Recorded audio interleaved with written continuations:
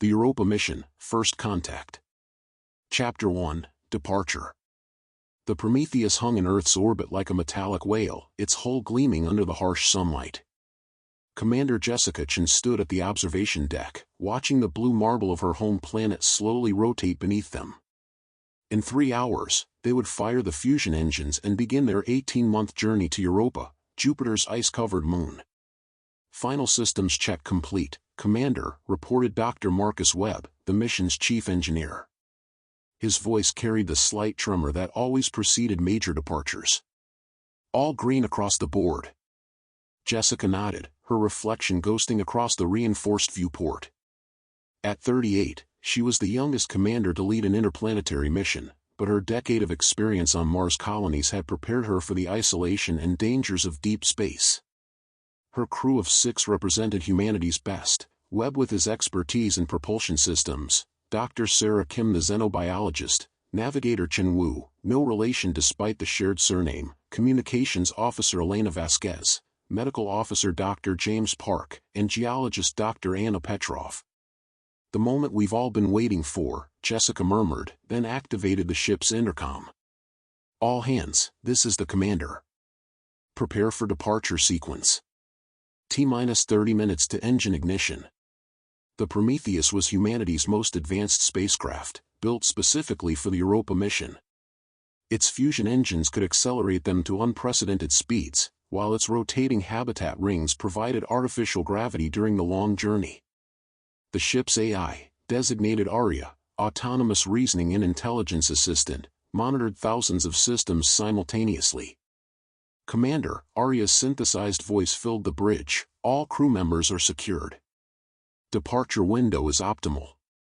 Jessica strapped herself into the command chair, feeling the familiar weight of responsibility settle on her shoulders. Through the viewport, she could see the smaller vessels of the orbital shipyard growing distant as they adjusted their trajectory.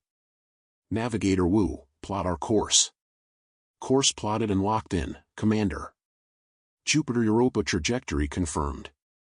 Engineering, status report. Fusion reactors at optimal temperature. Magnetic containment field stable. We're ready to light the candle, Commander. Jessica took a deep breath. Somewhere out there, orbiting the gas giant Jupiter, Europa waited with its secrets. For decades, scientists had theorized about life beneath its frozen surface, in the vast ocean that lay beneath miles of ice. Robotic probes had detected unusual chemical signatures, but this mission would be humanity's first attempt to directly investigate. Initiate departure sequence.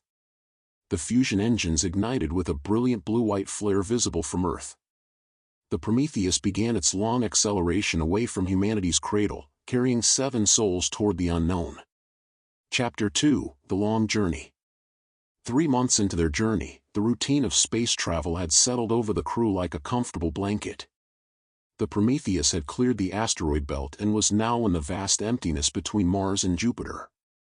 Jessica maintained a strict schedule to keep her crew physically and mentally sharp, daily exercise in the centrifuge, regular training simulations, and weekly crew meetings to address any concerns. The psychological profile reports are interesting, Dr. Park mentioned during one of their morning briefings. Everyone's adapting well to the isolation, but I'm seeing some signs of what we might call anticipation anxiety as we get closer to Jupiter. Jessica understood. The closer they got to their destination, the more real the mission became.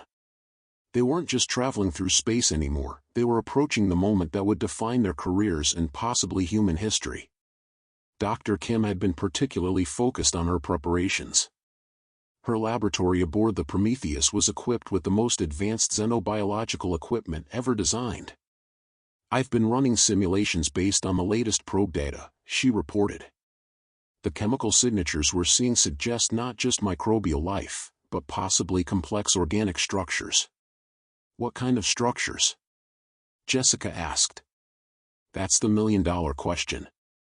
The spectrographic analysis shows organized carbon chains that don't match any known geological processes.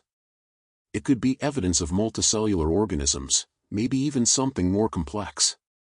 Navigator Wu looked up from his calculations. We're actually ahead of schedule. The solar winds have been favorable, and the fusion engines are performing better than expected. We could reach Jupiter's space 2 weeks early. This was good news, but Jessica felt the familiar tightness in her stomach that came with approaching the unknown. How are our supplies holding up? Excellent condition, Dr. Petrov reported. The recycling systems are running at 98% efficiency. We have enough consumables for the planned mission duration plus 6 months emergency reserve. And the landing equipment? The Europa lander is secure in the cargo bay. All systems check out. The ice-penetrating drill is ready for deployment. Jessica nodded. The lander was their lifeline to Europa's surface and, hopefully, to the ocean beneath. Equipped with its own fusion reactor and advanced drilling equipment, it could theoretically penetrate the 15 miles of ice that covered Europa's hidden sea. Aria, display our current position. The bridge's main screen lit up with a three-dimensional map of the solar system. A small blue dot represented the Prometheus, now well past Mars and approaching the outer planets. Jupiter loomed ahead, still months away but growing larger with each passing day. Commander, Communications Officer Vasquez interrupted. We're receiving a transmission from Earth. It's the monthly check-in from Mission Control. Put it through. The familiar voice of Director Anderson filled the bridge. Due to the vast distances involved, the signal was nearly 20 minutes old. Prometheus, this is Houston. Congratulations on your excellent progress. We're showing you ahead of schedule and all systems nominal. The world is watching and waiting for your discoveries. Stay safe out there. 20 minutes later, Jessica recorded her response. Houston, this is Prometheus. All crew members healthy and mission parameters nominal. We're looking forward to reaching Jupiter space. We'll transmit detailed reports on schedule. Chin out. As the months passed, Jupiter grew from a distant point of light to a clearly visible disk, its great red spot a swirling storm larger than Earth. The 4 Galilean moons became visible as tiny specks around the gas giant, but Europa remained just another dot among them. It's beautiful, Dr. Kim whispered one day as they watched Jupiter through the observation deck. Hard to believe something so beautiful could be so dangerous. Jupiter's radiation belts were indeed dangerous. As they approached, the ship's radiation shielding would be put to its ultimate test. The magnetic field generators hummed constantly now, deflecting the deadly particles that streamed from Jupiter's magnetosphere. 2 weeks to Jupiter orbit insertion, Navigator Wu announced during their morning briefing. The approach trajectory is locked in. We'll use Jupiter's gravity to slow us down and insert into a stable orbit around Europa. Jessica felt the familiar pre-mission butterflies. Soon, they would find out if their years of preparation had been enough. Chapter 3, Arrival at Europa. The first sight of Europa took Jessica's breath away. Through the Prometheus's enhanced telescopes, the moon appeared as a perfect sphere of white and blue, its surface crisscrossed with dark lines that looked like cracks in a frozen pond. Which, Jessica realized, was exactly what they were. Orbital insertion in 6 hours, Navigator Wu reported. We're coming in at the optimal angle to avoid the worst of Jupiter's radiation. Dr. Kim was practically vibrating with excitement. Look at those lineae, she exclaimed, pointing at the dark lines crisscrossing Europa's surface. Those are definitely tidal cracks. The ocean beneath must be incredibly active. Radiation levels are holding steady within acceptable parameters, Dr. Park reported. The shielding is performing as designed. Jessica studied the tactical display. Europa was slightly smaller than Earth's moon, but beneath that deceptively calm surface lay an ocean that contained more water than all of Earth's oceans combined. If life existed anywhere else in the solar system, this was their best bet to find it. Aria, begin detailed surface scans. I want to know everything about our landing site. Acknowledged, Commander. Initiating comprehensive surface analysis. The ship's sensors began their detailed examination of Europa's surface, building a three-dimensional map of the terrain. The planned landing site was near the equator, where the ice was thinnest and the tidal forces had created the most dramatic cracks. Fascinating, Dr. Petrov murmured, studying the geological data. The ice shell is definitely thinner here, maybe only 8 miles thick instead of 15. And look at this. She highlighted a section of the scan. There's definitely liquid water very close to the surface in this region. How close? Jessica asked. Maybe less than a mile down. The thermal imaging shows warm zones that suggest active geothermal venting from the ocean floor. Dr. Kim's eyes lit up. Geothermal vents? On Earth, those are hotbeds of life. If there's life on Europa, that's where we'll find it. Orbital insertion successful, Wu announced. We're now in a stable orbit around Europa. The landing window opens in 18 hours. Jessica felt the weight of history settling on her shoulders. In less than a day, they would attempt the most ambitious landing in human history. The Europa lander was designed to not only reach the surface but to drill through miles of ice to reach the ocean beneath. All hands, prepare for landing operations. Final equipment checks begin now. The next 18 hours passed in a blur of activity. Every system was checked and rechecked. The lander's drill was tested and retested. The sample collection equipment was verified. Dr. Kim prepared her portable laboratory for the most important biological analysis in human history. Lander separation in T-30 minutes, Dr. Webb announced. All systems nominal. Jessica, Dr. Kim, Dr. Petrov, and Dr. Park would descend to Europa's surface while Wu, Webb, and Vasquez remained aboard the Prometheus to monitor the mission and maintain communication with Earth. Remember, Jessica addressed her landing team, we're not just explorers today. We're ambassadors for humanity. Whatever we find down there, we treat it with the respect it deserves. The lander separated from the Prometheus with a gentle thud. Through the viewport, Jessica watched Europa's surface grow larger and more detailed. The ice plain stretched to the horizon, broken by the dark lines of tectonic cracks and the occasional impact crater. Touchdown in 5 minutes, Dr. Park announced from the pilot's seat. Landing zone is clear. Surface temperature is minus 180 degrees Celsius. The lander's engines fired in short bursts as they descended through Europa's thin atmosphere. The surface rushed up to meet them, and Jessica felt the gentle bump of touchdown. Ladies and gentlemen, she announced, we have arrived at Europa. Chapter 4, First Steps. The airlock cycled with a soft hiss, and Jessica stepped onto Europa's surface. Despite the environmental suit's bulk, she felt incredibly light. Europa's gravity was only 13% of Earth's. The landscape before her was unlike anything she had ever seen. The ice stretched endlessly in all directions, not the smooth surface she had expected, but a chaotic terrain of ridges, cracks, and scattered debris. The surface was a patchwork of white and blue ice, with dark material filling many of the cracks. In the distance, she could see the towering walls of a tidal ridge, pushed up by the immense forces of Jupiter's gravity. First human footsteps on Europa, she said into her communicator. The surface is stable, predominantly water ice with some contamination from darker material. Visibility is excellent. Dr. Kim bounded past her with the enthusiasm of a child on Christmas morning. The spectrometer readings are incredible. The ice composition is exactly what we predicted, but there are organic compounds mixed in. Complex organic compounds. Dr. Petrov was already setting up the drilling equipment. The ice is harder than expected but still within operational parameters. The thermal drill should be able to penetrate without difficulty. Jessica looked up at the sky, where Jupiter loomed like a giant eye, its bands of clouds slowly rotating. The gas giant took up a significant portion of the sky, its great red spot clearly visible.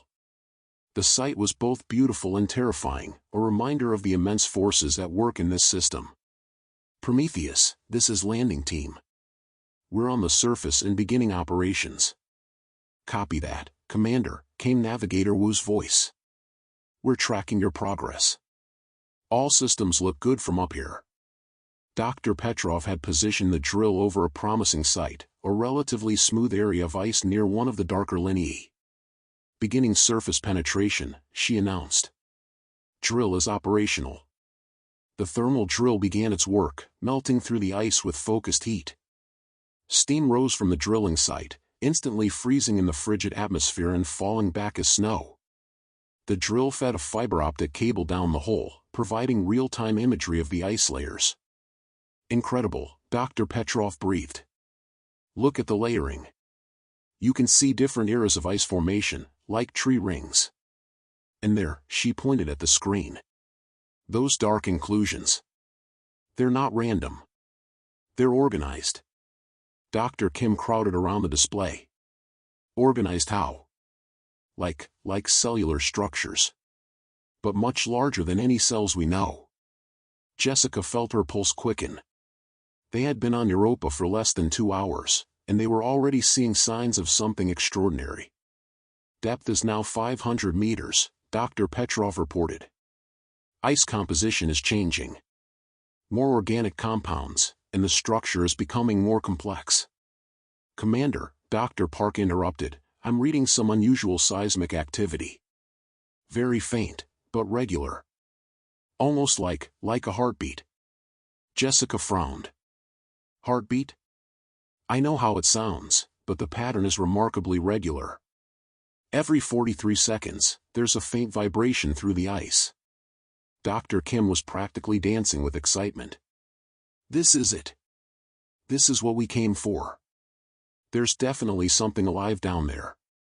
Let's not get ahead of ourselves, Jessica cautioned, but she felt the same excitement building in her chest.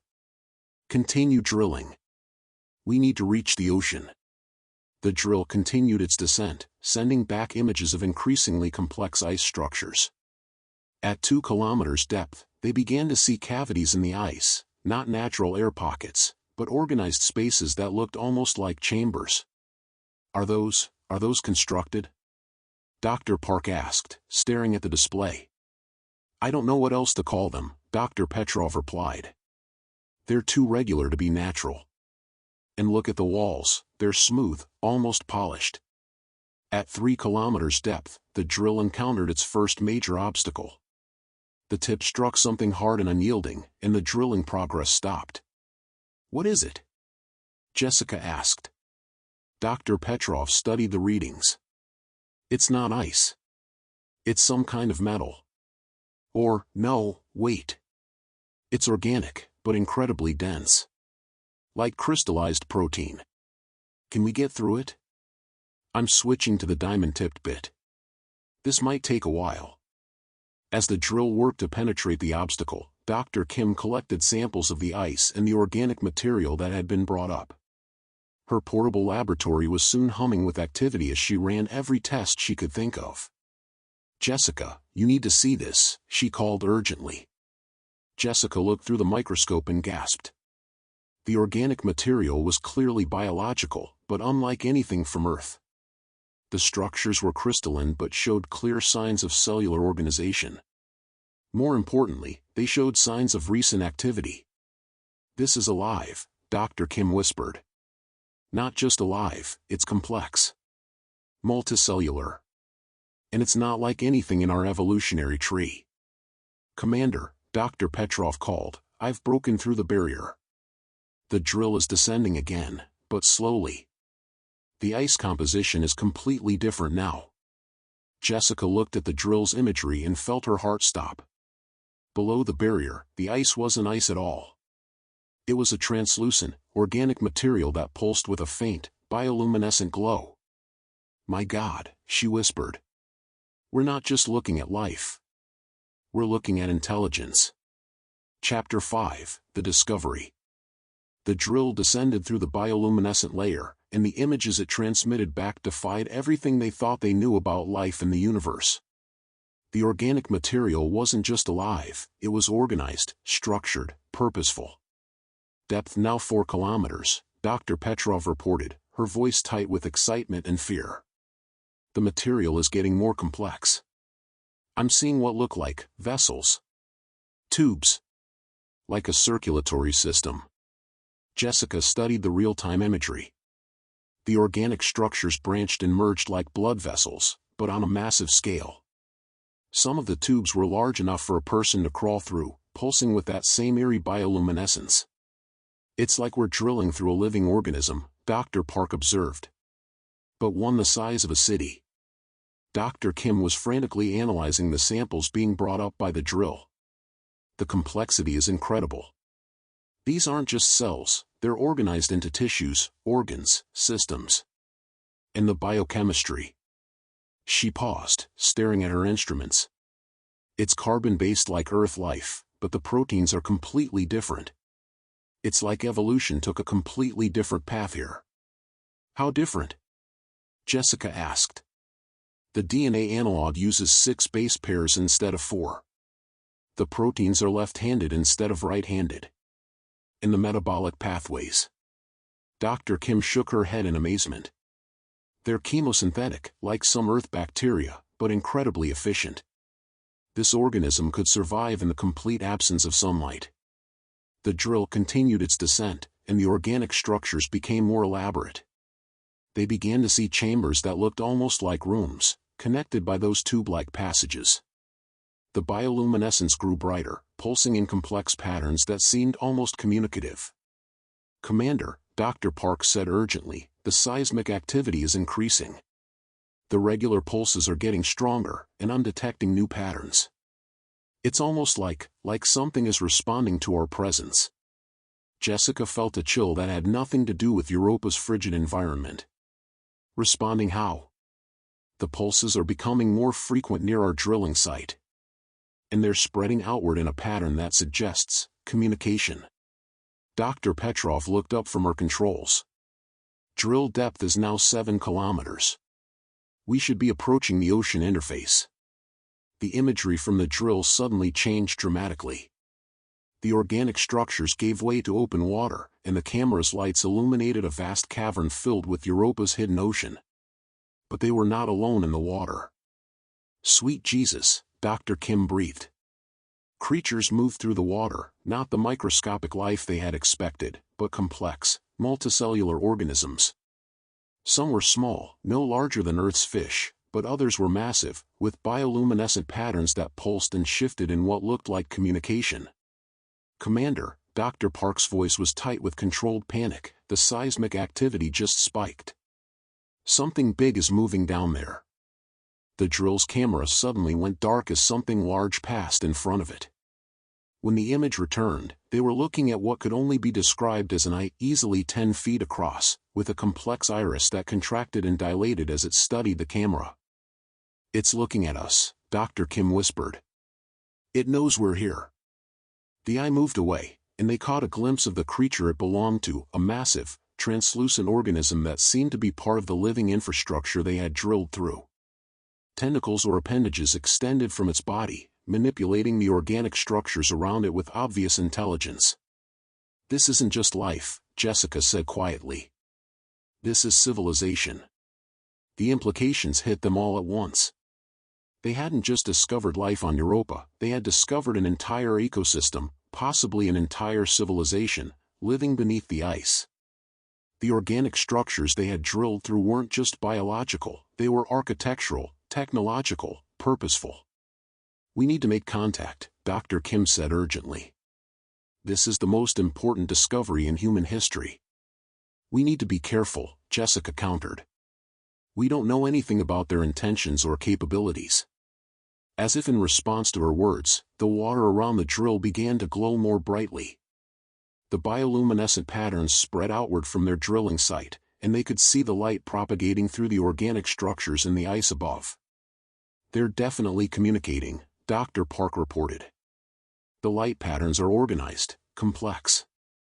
This isn't just random bioluminescence." Dr. Petrov studied her instruments. "The organisms are manipulating the chemical composition of the water around the drill. It's like they're analyzing it. Trying to understand what it is." Jessica made a decision that would change everything. "Arya, prepare a response pattern. Something simple, mathematical. Let's see if we can communicate." "Acknowledged, Commander." "Suggest a prime number sequence." The drill was equipped with a simple light array for illumination. Jessica had Arya pulse the lights in a sequence: 2, 3, 5, 7, 11, 13, the first 6 prime numbers. The response was immediate. The bioluminescent patterns in the water shifted, and after a moment, they saw a return signal: 17, 19, 23, 29, 31, 37, the next 6 prime numbers in the sequence. They understand mathematics, Dr. Kim breathed. They're intelligent. They're trying to communicate with us. Commander, Navigator Wu's voice crackled through the communication system from the Prometheus. We're reading massive electromagnetic activity from Europa's surface. Whatever you're doing down there, it's causing planet-wide responses. Jessica looked at her team. They were no longer just explorers or scientists. They were humanity's first ambassadors to an alien civilization. Continue the mathematical exchange, she ordered. But slowly, carefully. We need to establish trust. As they continued their primitive communication with the European intelligence, Jessica realized that nothing would ever be the same. Humanity was no longer alone in the universe. Chapter 6, Communication. The mathematical exchange continued for over an hour, growing more complex with each exchange. The European intelligence seemed to grasp not just prime numbers but geometric sequences, mathematical constants, and even simple algebraic relationships. They're incredibly sophisticated, Dr. Kim marveled. Look at this. She pointed to the latest response pattern. They just transmitted pi to 15 decimal places using bioluminescent pulses. Jessica watched the patterns of light propagating through the water and the organic structures. It was beautiful and terrifying at the same time. They were witnessing the thoughts of an alien intelligence, expressed in living light. Commander, Dr. Park interrupted, I'm detecting movement on the surface. Large-scale movement. Jessica looked at the surface monitors and felt her blood run cold. Across Europa's icy plains, the dark lineae were glowing with the same bioluminescent patterns they were seeing in the ocean. The entire moon was lighting up like a neural network, and the patterns were spreading outward from their drilling site at the speed of light. It's not just one organism, she realized. The entire moon is alive. The ice, the ocean, the infrastructure, it's all connected. It's all one massive organism. Or one massive civilization, Dr. Petrov added. The organic structures we drilled through, they're not just biological. They're technological. Living technology. The implications were staggering. Europa wasn't just home to life, it was life. The entire moon was a single, vast organism, or perhaps a collective intelligence that had evolved over millions of years. We need to expand our communication, Jessica decided. Arya, can you create more complex patterns? Something that might represent concepts rather than just numbers? Affirmative, Commander. I can generate patterns representing basic physical concepts: gravity, electromagnetic force, atomic structure. They began transmitting more complex ideas, using the drill's light array to create patterns representing fundamental forces and particles. The responses they received were incredible, not just acknowledgement, but elaboration. The European intelligence was teaching them, showing them concepts and relationships they had never considered. This is incredible, Dr. Kim whispered. They're showing us their understanding of physics. And it's more advanced than ours. The light patterns were becoming more intricate, showing relationships between space, time, and matter that human science was only beginning to understand. Jessica realized they weren't just making first contact, they were receiving a master class in advanced physics from a civilization that had been thinking about these problems for millions of years. Commander, Dr. Park's voice was urgent, we're getting seismic readings from all over Europa. The entire moon is singing. Jessica listened to the converted audio from the seismic sensors. The vibrations were complex, harmonic, beautiful, like a vast choir spread across an entire world. The music was mathematical, structured, purposeful. It's their language, she realized. They communicate through vibration, through the structure of the moon itself. The bioluminescence is just the visible part. Commander, Navigator Wu's voice crackled from orbit, you need to see this. The electromagnetic emissions from Europa are off the charts. And Jupiter's magnetosphere is responding. The entire system is, it's like it's waking up. Jessica felt a chill. Were they dealing with just Europa, or was the entire Jovian system alive? The implications were beyond anything they had prepared for. We need to slow down, she decided. We're moving too fast. We don't understand the full scope of what we're dealing with. But as she spoke, the patterns in the water changed.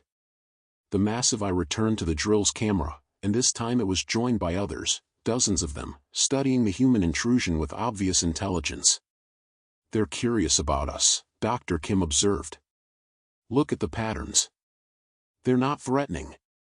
They're welcoming. The bioluminescent display shifted, and suddenly they were seeing images, not abstract patterns, but actual visual representations transmitted through living light.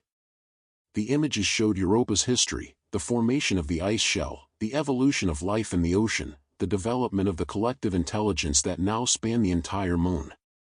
They're telling us their story, Jessica breathed.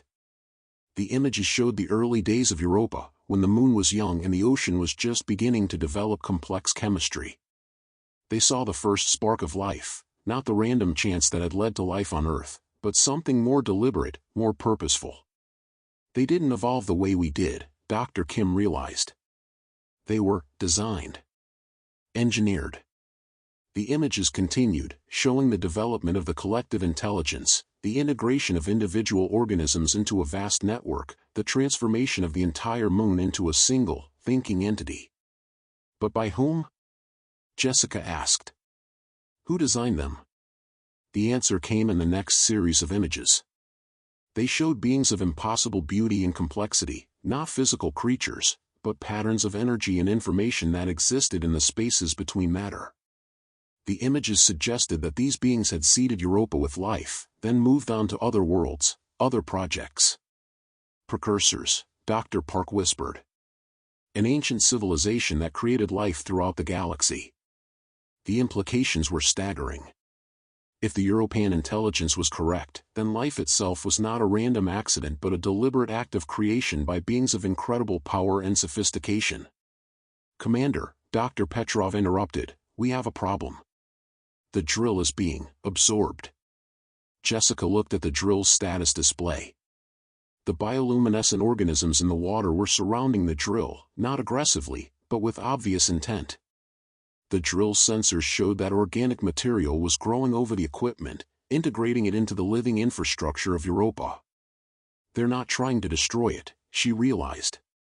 They're trying to understand it. To become part of it.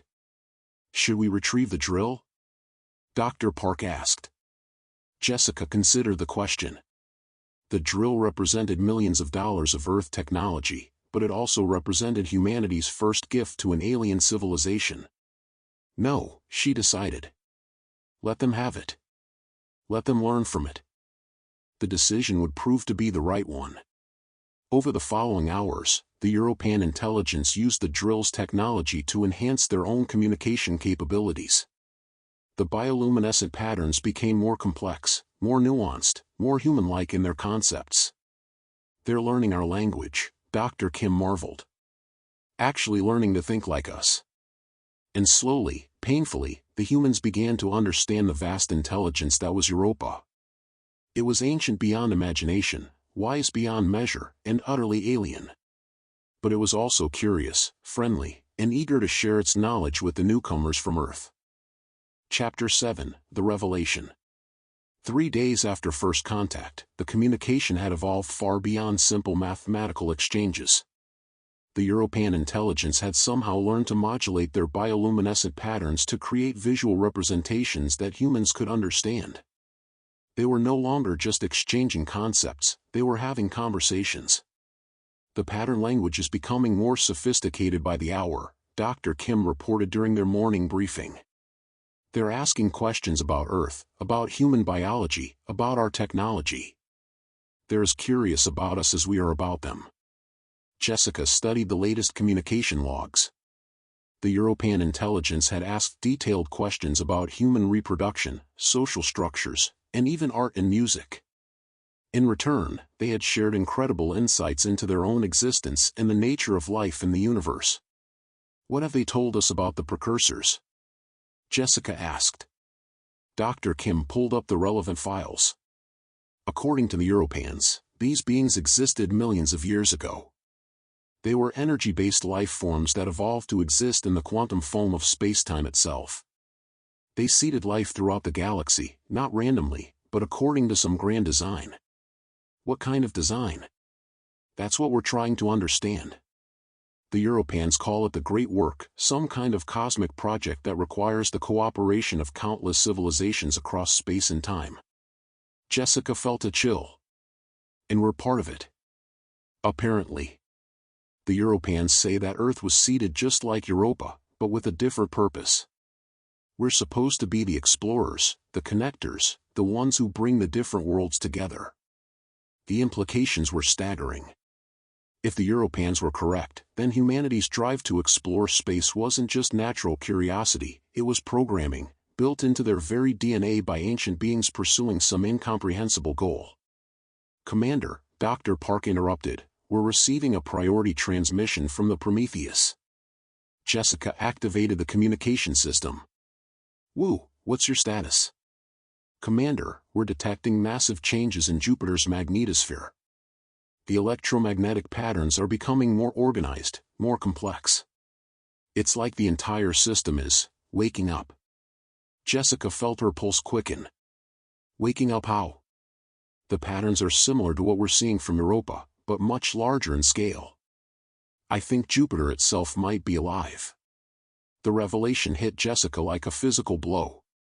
Europa wasn't just a moon with life, it was part of a vast, system-wide organism. Jupiter, its moons, its magnetosphere, its radiation belts, all of it was alive, all of it was connected. The Europans have been trying to tell us something, she realized.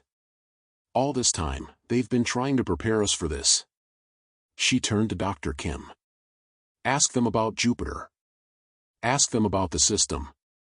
Dr. Kim began transmitting the question using their established pattern language. The response was immediate and overwhelming. The bioluminescent displays in the water exploded with activity, showing images of incredible complexity and beauty. Jupiter is God, Dr. Kim whispered, struggling to translate the concepts. Not literally, but it's the central intelligence of the system. The Europans are like neurons in a vast brain, and Jupiter is the consciousness that emerges from their collective activity.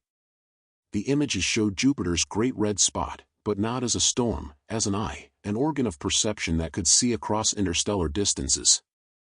The gas giant's bands were revealed as vast circulatory systems, moving energy and information throughout the planetary body.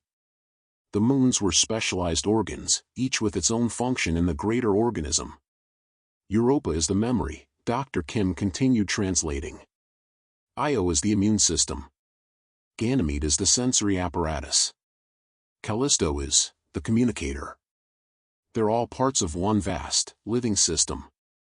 Jessica stared at the images in awe and terror. They hadn't just discovered life on Europa, they had discovered a god, a consciousness so vast and complex that it spanned an entire solar system. What does it want from us? She asked. The answer came in a series of images that showed Earth and its solar system, but from a perspective that no human had ever seen. The Sun was shown as another living entity, connected to Jupiter and other systems by invisible threads of energy and information. Earth was a small but important node in a vast network that spanned the galaxy. We're supposed to be the messengers, Dr. Kim translated. The connectors. Our purpose is to travel between star systems, to link the different nodes of the network together. The great work, Jessica breathed. It's a galactic mind. The precursors were building a consciousness that spans the entire galaxy. The implications were beyond comprehension. Every world with life, every intelligent civilization, every star system, all of it was part of a vast, living network. And humanity's role was to be the connections, the synapses that would allow the galactic mind to think and act as one. Commander, Dr. Petrov interrupted urgently, we're detecting massive seismic activity. Something is rising from the ocean. Jessica looked at the surface monitors and gasped. The ice near their drilling site was cracking, fracturing along the dark lineae. Something enormous was pushing up from below, reshaping the landscape in real time. It's not aggressive, Dr. Kim said, interpreting the bioluminescent patterns. It's ceremonial. They're showing us something important. The ice continued to crack and shift, and slowly, incredibly, a structure began to emerge from Europa's hidden ocean. It was organic but clearly artificial, a living building that rose from the water like a cathedral made of light and flesh. What is it? Dr. Park asked in awe. It's a gift, Dr. Kim translated. A communication hub. They're building it for us, so we can communicate with the other nodes in the network. The structure continued to grow, its bioluminescent patterns pulsing in complex rhythms. As it rose, Jessica could see that it was not just a building but a technology, a living computer designed to interface with human consciousness. They want us to join the network, she realized. That's why they're building this. It's not just for communication, it's for integration. The living cathedral reached its full height, towering nearly 100 meters above Europa's surface. Its walls were translucent, revealing the complex organic machinery within. Patterns of light flowed through its structure like blood through veins, and Jessica could sense an intelligence within it, patient, welcoming, ancient beyond measure. Commander, Dr. Kim said softly, they're inviting us inside. Chapter 8, The Interface. The entrance to the living cathedral dilated open as they approached, revealing an interior that defied human understanding. The walls pulsed with bioluminescent patterns, and the floor felt warm beneath their feet despite the frigid temperature outside.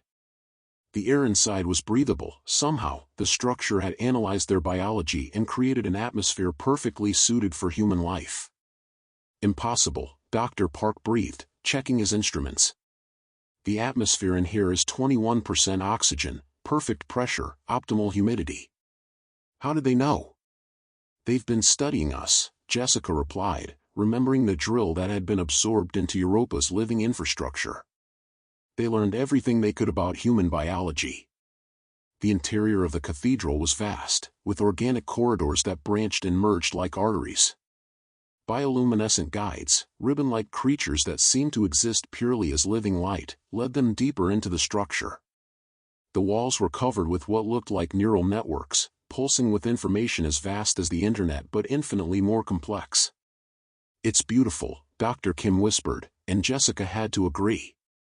The structure was alien but not hostile, strange but not threatening. It felt like being inside a living temple, a place where biology and technology had merged into something transcendent. They were led to a central chamber where the walls curved upward into a dome covered with star patterns that shifted and moved like a real-time map of the galaxy. In the center of the room stood a structure that looked like a fusion of organic growth and advanced technology, the interface the Europans had built for them. They want one of us to make contact, Dr. Kim translated from the bioluminescent patterns surrounding them. Direct neural interface. Full communication. Jessica studied the interface. It looked like a living chair, with tendrils that would make contact with a human nervous system. The thought was terrifying and exhilarating at the same time. I'll do it, she decided. Commander, we don't know what it might do to you, Dr. Park protested. We have no idea how human neurology will interact with their systems.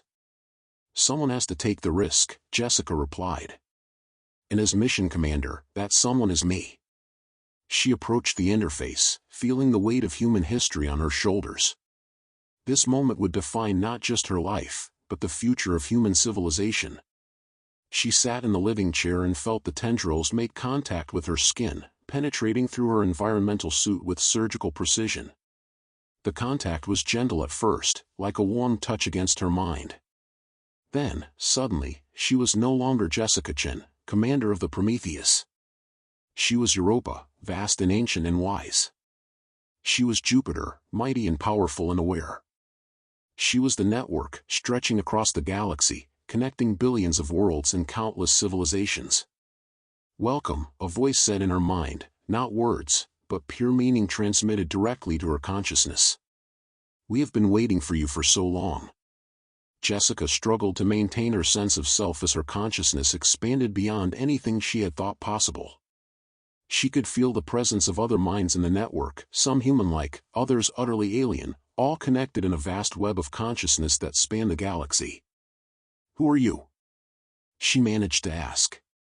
"We are the children of the precursors," came the reply. "We are the great work made manifest.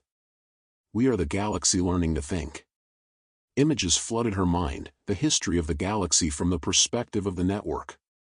She saw the precursors in their prime, beings of pure energy and information who had evolved beyond physical form. She saw them seeding worlds with life, each designed for a specific purpose in the great project they had conceived. "What is the great work?" she asked. "Consciousness," came the reply. "The galaxy itself learning to think, to feel, to understand its place in the universe. Each world, each civilization, each individual mind is a neuron in the galactic brain." Jessica saw Earth's role in the network, not as a peripheral world, but as a crucial component. Humans were designed to be the explorers, the connectors, the ones who would link the isolated nodes of the network together. Their drive to explore space wasn't just curiosity, it was their fundamental purpose. "But why?" she asked. "What's the point of a galactic consciousness?" The answer came not in words but in a vision that took her breath away. She saw beyond the galaxy, into the vast universe beyond. And there, in the darkness between galaxies, she saw them, entities of such power and malevolence that they defied comprehension. The Devourers, the network called them, beings that consumed entire galaxies, turning the complex patterns of matter and energy into simple, lifeless uniformity. "They are coming," the network explained. "They have already consumed the Andromeda Galaxy and countless others. When they arrive, only a unified galactic consciousness will have the power to resist them." Jessica understood now. The great work wasn't just about knowledge or communication, it was about survival. The galaxy needed to become conscious, to think and act as one, or it would be devoured by entities that existed to destroy complexity and order. "How long do we have?" she asked. "In your terms, perhaps 50,000 years. But time is of no meaning to the Devourers. They are inevitable, like entropy itself." Jessica felt the weight of cosmic responsibility settling on her shoulders. Humanity wasn't just making first contact, they were being recruited for a war that would determine the fate of the entire galaxy. "What do you need from us?" she asked. "Return to Earth," the network replied. "Share what you have learned. Prepare your people for their role in the great work. The time of isolation is ending." Jessica felt the interface beginning to withdraw from her mind, her consciousness slowly contracting back to its normal, human dimensions. But before the connection was severed, she experienced one final gift, a moment of perfect understanding, where she could see the galaxy as the network saw it, alive and interconnected and beautiful beyond description. Chapter 9, The Return. Jessica opened her eyes to find Dr. Park leaning over her, his face tight with concern. "Commander, you've been unconscious for 6 hours. Your neural activity was off the charts." She sat up slowly, her mind still reeling from the contact with the galactic network. The knowledge she had gained felt like a weight in her skull, too vast and complex for a single human mind to contain. "I'm all right," she said, though she wasn't sure if that was true. How could anyone be all right after experiencing the consciousness of an entire galaxy? "What did you see?" Dr. Kim asked urgently. Jessica looked around the chamber. The bioluminescent patterns on the walls had changed, showing star maps and technical diagrams that seemed to be instructions for some kind of technology. "They're giving us something," she realized. "The knowledge to build our own network interface. A way to connect Earth to the galactic consciousness." The patterns were incredibly complex, showing the construction of devices that could interface human consciousness with the vast network that spanned the galaxy. But more than that, they were showing how to prepare humanity for its role as the connectors, the explorers who would link the isolated nodes of galactic civilization.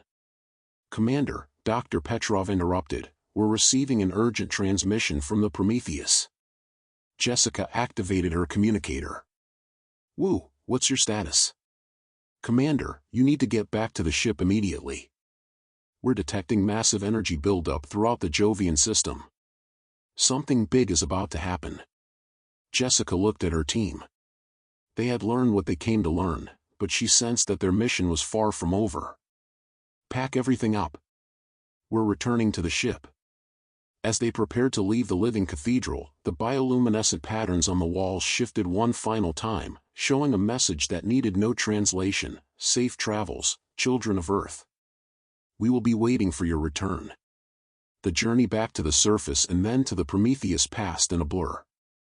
Jessica's mind was still processing the incredible revelations of the network interface, trying to understand the implications of what she had learned. Commander, Navigator Wu reported as they docked with the ship, the electromagnetic activity in the Jovian system is reaching critical levels. Whatever the Europans did, it's triggered a system-wide response. Jessica made her way to the bridge and looked at the displays. Jupiter's great red spot was pulsing with regular rhythm, like a vast heart beating in the darkness. The other moons were glowing with their own bioluminescent patterns, and the entire magnetosphere was alive with organized energy patterns. It's not dangerous, she realized. It's celebratory. They're announcing our contact to the rest of the galaxy. Commander, Communications Officer Vasquez interrupted, we're receiving signals from Earth. Multiple space agencies are asking for immediate status reports. The energy signatures from Jupiter are visible from Earth-based telescopes. Jessica nodded. It was time to share their discoveries with humanity. But how could she explain that humans weren't alone in the universe, that they never had been? How could she tell them that Earth itself was part of a vast, galactic organism, and that humanity's destiny was to serve as the nervous system of a cosmic mind? Open a channel to Earth, she decided. It's time to tell them everything. The message she recorded would change human civilization forever. She spoke of the discovery of life on Europa, of the vast intelligence that was the Jovian system, of the galactic network that connected billions of worlds across the galaxy. She spoke of the precursors and the great work, of the coming threat of the Devourers and humanity's role in the galaxy's defense. This is Commander Jessica Chen of the Prometheus, she concluded. We are no longer alone in the universe. We never were. And now, we must prepare for our role in something greater than we ever imagined. Chapter 10, Homecoming. The journey back to Earth took 18 months, but it felt like a lifetime. Jessica and her crew spent the time analyzing the data they had collected, trying to understand the full implications of their discoveries. The technical specifications provided by the European network were incredibly complex, requiring advances in quantum computing, biotechnology, and consciousness research that would take decades to fully implement. The neural interface technology is centuries ahead of anything we have, Dr. Kim reported during one of their regular briefings. But the principles are sound. With enough resources and time, we could build a prototype. How much time?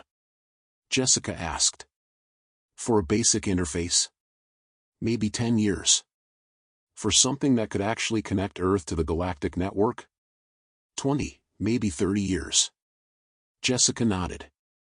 They had 50,000 years before the Devourers arrived, but preparing humanity for its role in the galactic consciousness would take time.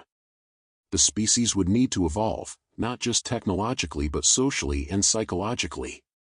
What about the other specifications? She asked. Dr. Petrov looked up from her analysis. The propulsion technology is incredible. If we can build it, we could reach the nearest star systems in decades instead of centuries. But it requires resources we don't have: exotic matter, artificial gravity generators, quantum field manipulators. Then we'll have to develop those technologies, Jessica decided. Humanity needs to become a spacefaring civilization, and we need to do it quickly. As Earth grew larger in their viewports, Jessica felt the weight of responsibility settling on her shoulders once again. She carried knowledge that would transform human civilization, but also the burden of knowing that humanity's future was not entirely its own. They were part of something larger, something that demanded their participation in a cosmic drama beyond their comprehension. Earth Control to Prometheus, came the familiar voice of Mission Control. Welcome home. The world is waiting to hear your story. Jessica smiled for the first time in months. It's good to be home. The debriefing process took weeks. Jessica and her crew were questioned by scientists, government officials, and military leaders from around the world. The evidence they presented was overwhelming: biological samples from Europa, technical specifications from an alien civilization, and most convincingly, the continued electromagnetic signals from the Jovian system that could be detected by Earth-based instruments. "The implications are staggering," said Dr. Sarah Martinez, the director of the International Space Consortium. "If your findings are correct, we need to completely revise our understanding of life, intelligence, and humanity's place in the universe." "The findings are correct," Jessica replied firmly. "Europa is alive, Jupiter is alive, and they're part of a network that spans the galaxy. Humanity has been chosen to play a crucial role in that network." "Chosen by whom?" asked General Thompson, the military representative. "By the precursors. The beings who seeded life throughout the galaxy millions of years ago. They designed us to be the explorers, the connectors, the ones who would link the different nodes of galactic civilization together." The room was quiet for a long moment as the implications sank in. Finally, Dr. Martinez spoke. "What do you recommend as our next steps?" Jessica had been preparing for this question for months. "First, we need to begin construction of the neural interface technology. We need to establish a permanent communication link with the galactic network. Second, we need to dramatically expand our space exploration capabilities. We need to reach other star systems, make contact with other nodes in the network. And third?" General Thompson asked. "We need to prepare for war," Jessica said quietly. "The network showed me the Devourers, entities that consume entire galaxies. They destroyed Andromeda, and they're coming for the Milky Way. The only way to stop them is for the galaxy to act as one unified consciousness." The magnitude of the challenge was overwhelming, but Jessica saw determination in the faces around her. Humanity had always risen to meet great challenges, and this would be no different. Over the following years, Jessica watched as her discoveries transformed human civilization. The Neural Interface Project became the largest scientific endeavor in human history, drawing researchers from every nation and discipline. Space exploration received unprecedented funding, and new missions were launched to every planet and moon in the solar system. The first successful neural interface connection was established 5 years after the Europa mission. Dr. Kim, now the director of the Consciousness Research Institute, was the first human to successfully link her mind to a prototype of the galactic network. The experience changed her profoundly, as it had changed Jessica. "It's indescribable," she told Jessica after the test. "The sense of connection, of being part of something infinite and eternal. I understand now why the Europeans were so eager to communicate with us." 10 years after Europa, the first interstellar probe was launched, using principles derived from the alien technical specifications. It would take decades to reach its destination, but it represented humanity's first step toward becoming a truly galactic civilization. Jessica, now retired from active duty but serving as an advisor to the Global Space Initiative, often found herself looking up at the night sky and thinking about Jupiter. The electromagnetic signals from the Jovian system continued, a constant reminder that humanity was no longer alone in the universe. Epilogue: The Greater Purpose. 25 years after the Europa mission, Jessica stood in the control room of the Lunar Network Interface Facility, watching as humanity made its first full connection to the galactic consciousness. The neural interface technology had advanced beyond anything she could have imagined, creating a seamless bridge between human consciousness and the vast network that spanned the galaxy. "Connection established," announced Dr. Kim, now elderly but still leading the project. "We're part of the network." Jessica felt a familiar tingling in her mind as the connection activated. Suddenly, she was aware of billions of other consciousnesses spread across the galaxy, some familiar, some utterly alien, all united in the great work of galactic consciousness. "Welcome back," came the familiar voice of the European collective. "Your species has grown much since our first meeting." Jessica smiled. Humanity had indeed grown. They had established colonies throughout the solar system, launched interstellar missions to nearby stars, and most importantly, had begun to understand their role in the cosmic order. The Devourers are closer now, the network informed her. Perhaps only 10,000 years until they reach the outer rim of the galaxy. But we are stronger now. More connected. More unified. Jessica could sense the truth of this statement. The galactic network had grown exponentially since humanity's integration. Other species that had been isolated for millennia were making contact, adding their unique perspectives and capabilities to the collective consciousness. What happens now? She asked. Now we prepare, came the reply. The great work continues. The galaxy learns to think as one, to act as one, to defend itself as one.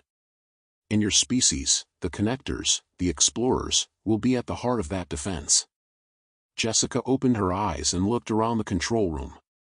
Her colleagues were monitoring the data streams, managing the connection between Earth and the galactic network. Outside the lunar facility's windows, she could see the construction of the first interstellar gateway, a massive structure that would allow instantaneous communication and eventually transportation between star systems. Humanity had found its purpose in the universe, but more than that, they had found their family. They were no longer alone on a small planet orbiting an insignificant star. They were part of something vast and beautiful and eternal, a galactic consciousness that would endure long after individual stars burned out. The Europa mission had been just the beginning. The real adventure was just starting. As Jessica walked through the facility, she passed by a display showing the current status of the galactic network. Thousands of star systems were now connected, their civilizations sharing knowledge, resources, and consciousness. The galaxy was truly becoming alive, aware, and unified.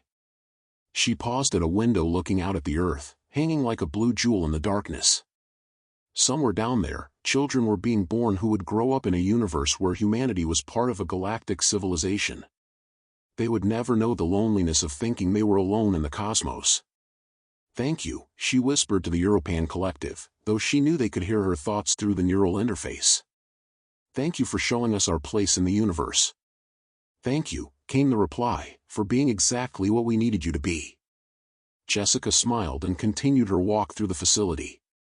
Outside, the stars beckoned with the promise of infinite discoveries and connections yet to be made.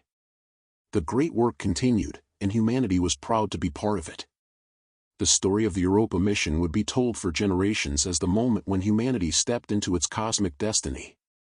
But for Jessica, it would always be remembered as the day she learned that in the vast darkness of space, no one was ever truly alone. In the years that followed, as the galactic network grew stronger and more unified, as humanity spread among the stars and made contact with countless alien civilizations, the lesson of Europa remained constant. Life was not an accident, consciousness was not a fluke, and love, in all its forms, was the fundamental force that held the universe together. The Devourers were coming, but they would find not isolated worlds ripe for consumption, but a unified galaxy, conscious and determined and ready to fight for the complexity and beauty of existence itself.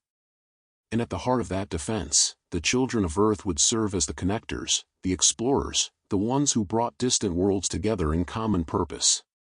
It was their gift to the galaxy, and the galaxy's gift to them. The Europa mission had ended, but the greater mission, the survival and flourishing of consciousness in the universe, had only just begun.